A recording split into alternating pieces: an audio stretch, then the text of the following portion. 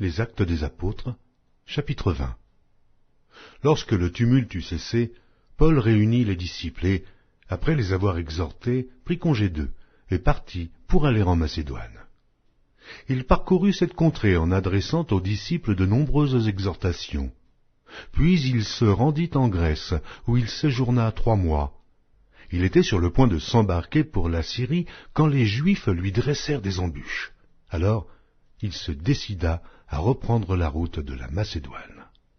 Il avait pour l'accompagner jusqu'en Asie Sopater de Bérée, fils de Pyrrhus, Aristarque et Second de Thessalonique, Gaius de Derbe, Timothée, ainsi que Tychique et Trophime, originaires d'Asie. Ceux-ci prirent les devants et nous attendirent à Troas. Pour nous, après les jours des pains sans levain, nous nous embarquâmes à Philippe et, au bout de 5 jours, nous les rejoignîmes à Troas, où nous passâmes 7 jours. Le premier jour de la semaine, nous étions réunis pour rompre le pain. Paul, qui devait partir le lendemain, s'entretenait avec les disciples et il prolongea son discours jusqu'à minuit.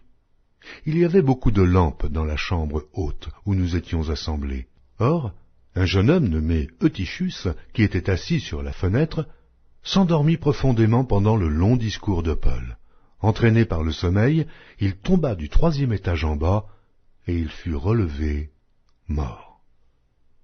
Mais Paul, étant descendu, se pencha sur lui et le prit dans ses bras en disant « Ne vous troublez pas, car son âme est en lui. » Quand il fut remonté, il rompit le pain et mangea, et il parla longtemps encore jusqu'au jour, après quoi il partit. Le jeune homme fut ramené vivant, et ce fut le sujet d'une grande consolation. Pour nous, nous précédâmes Paul sur le navire, et nous fîmes voile pour Assos, où nous avions convenu de le reprendre, parce qu'il devait faire la route à pied.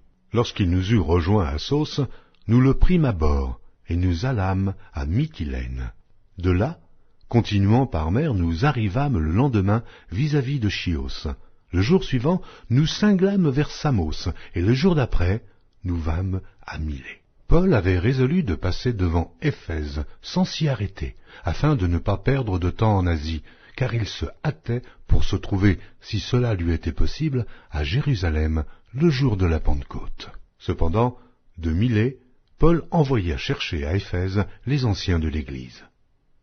Lorsqu'ils furent arrivés vers lui, il leur dit « Vous savez de quelle manière, depuis le premier jour où je suis entré en Asie, je me suis sans cesse conduit avec vous, servant le Seigneur en toute humilité, avec larmes, et au milieu des épreuves que me suscitaient les embûches des Juifs.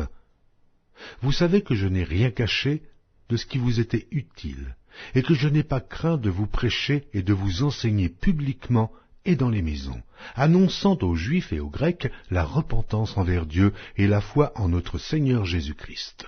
Et maintenant voici, lié par l'Esprit, je vais à Jérusalem, ne sachant pas ce qui m'y arrivera, seulement, de ville en ville, l'Esprit Saint m'avertit que des liens et des tribulations m'attendent. Mais je ne fais pour moi aucun cas de ma vie, comme si elle m'était précieuse, pourvu que j'accomplisse ma course avec joie, et le ministère que j'ai reçu du Seigneur Jésus, d'annoncer la bonne nouvelle de la grâce de Dieu. Et maintenant voici, je sais que vous ne verrez plus mon visage, vous tous, au milieu desquels j'ai passé en prêchant le royaume de Dieu. C'est pourquoi je vous déclare aujourd'hui que je suis pur du sang de vous tous, car je vous ai annoncé tout le conseil de Dieu, sans en rien cacher. Prenez donc garde à vous-même, et à tout le troupeau sur lequel le Saint-Esprit vous a établi évêque, pour paître l'Église du Seigneur, qu'il s'est acquise par son propre sang. Je sais qu'il s'introduira parmi vous après mon départ des loups cruels, qui n'épargneront pas le troupeau, et qu'il s'élèvera du milieu de vous des hommes qui enseigneront des choses pernicieuses, pour entraîner les disciples après eux. Veillez donc, vous souvenant que durant 3 années, je n'ai cessé nuit et jour d'exhorter avec larmes chacun de vous. Et maintenant, je vous recommande à Dieu et à la parole de sa grâce, à celui qui peut édifier et donner l'héritage avec tous les sanctifiés. Je n'ai désiré ni argent, ni l'or, ni les vêtements de personne. Vous savez vous-même que ces mains ont pourvu à mes besoins et à ceux des personnes qui étaient avec moi.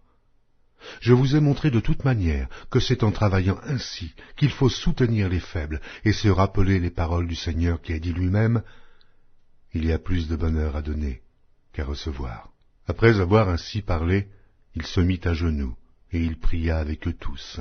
Et tous fondirent en larmes, et, se jetant au cou de Paul, ils l'embrassaient, affligés surtout de ce qu'il avait dit, qu'ils ne verraient plus son visage. Et ils l'accompagnèrent jusqu'au navire.